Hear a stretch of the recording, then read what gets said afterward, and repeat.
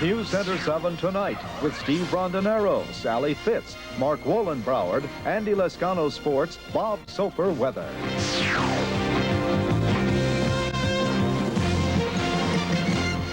Good evening. Miami's crime rate is down, and to keep it down, city commissioners tonight have decided to put more police officers out on the street.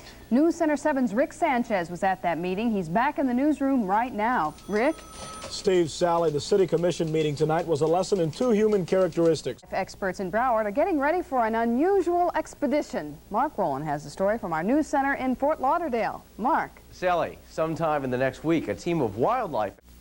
Time to turn to Doug now with the latest in sports. What do we have? Happy Aussies and Generals looking for a coach. That's about the size of it, I guess. I guess this whole America's Cup thing came down to superior Australian technology. That's hard to say, but it's about the size of that, too. The Australian victory snapped the longest winning streak in the history of sports. By your luck, about 5:30 or so. That's what the graph says anyway.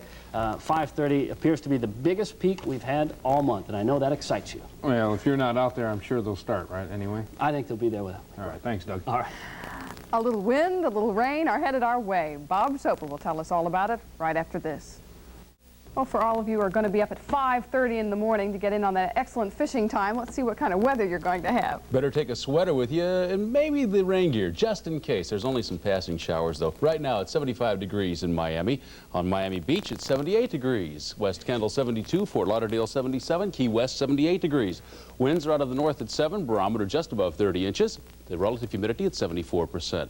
Just as there has been all day today, just light shower activity along the southeast coastline on color radar. It's moving toward the southwest, but very, very rapidly, and it's just small cells extending all the way out to Grand Bahama, Bimini, and then down through the Straits, but it's really insignificant shower activity.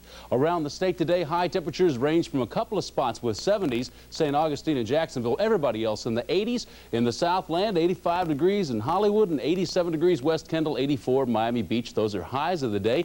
Up around the Panhandle, 80 degrees at Apalachicola. Tonight, fair skies, small craft advisories around all of Florida's waters. Quite breezy. 59 degrees in the north, 60s in central, 70s in South Florida. Tomorrow, there will be more sunshine, just a few scattered showers, and when you get them, they're going to be moving fast toward the southwest. Highs will range from 75 to 87 degrees. If you plan to do some boating, you might plan for Wednesday instead of Tuesday. Doesn't look all that great. Here's the reason for all that. High pressure here, low pressure here, the two pushing against each other, forming that northeasterly strong wind that's kicking up those seas. It's kind of a tough one out there. Take a look at Skyscan 7 radar, satellite now. Heaviest weather out around Provo, Utah. They picked up 60-mile-per-hour winds out of heavy thunderstorms there, but insignificant rainfall there. Only about a half an inch, the most rain in the southwestern corner of the nation. Rainfall likely tomorrow along a frontal system extending from a low-pressure cell up around the Dakotas. That's going to likely be the most rainfall in the nation. Even so, we'll get our share, and there will be a lot of sunshine with that high-pressure cell over most of the rest of the nation. As far as high temperatures today, 62 degrees in Montreal, 66 Buffalo, 69 Pittsburgh. The only 70, well, there were two of them, Toronto and New York up in the northeast. As far as the south part of the nation, temperatures in the 80s, the return of summer. What do you think? Oklahoma, Dallas, Little Rock, New Orleans, all in the 80s, along with Miami, 70s in the rest of the south. Up around the central part of the nation, the Midwest, 92 degrees, a record at Williston last week. They broke a record low today. They broke a record high. 79 at Marquette, Michigan did the same thing, broke the record high today after breaking record lows last week. Also a record high today at Sheridan, Wyoming, 91 degrees. Otherwise, temperatures in the 80s, 90s, and even some 60s and 50s out around the northwest coastline. Here's the way it'll look tomorrow. That band of 80s will continue right on up into the northern plains. May see a 90 or two up there. Mainly, though, we'll see 90s along the Texas-Oklahoma border and down in the southwest. The rest of the nation 70s and a couple of areas with 60s. Our forecast lows tonight are going to look, we don't think quite this cold, but the record lows are 68 degrees in Fort Lauderdale, 72 in Miami Beach, and 69 in Miami.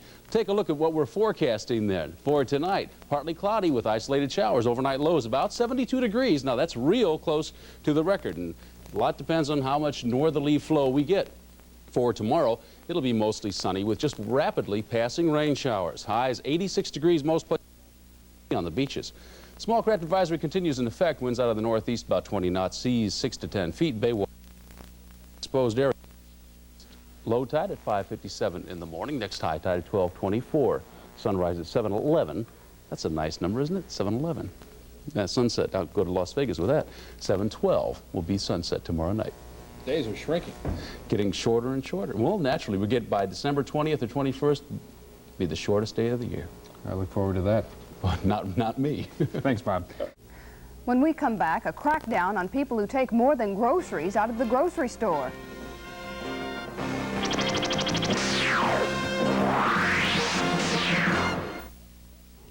Finally tonight, they make good laundry baskets and storage containers.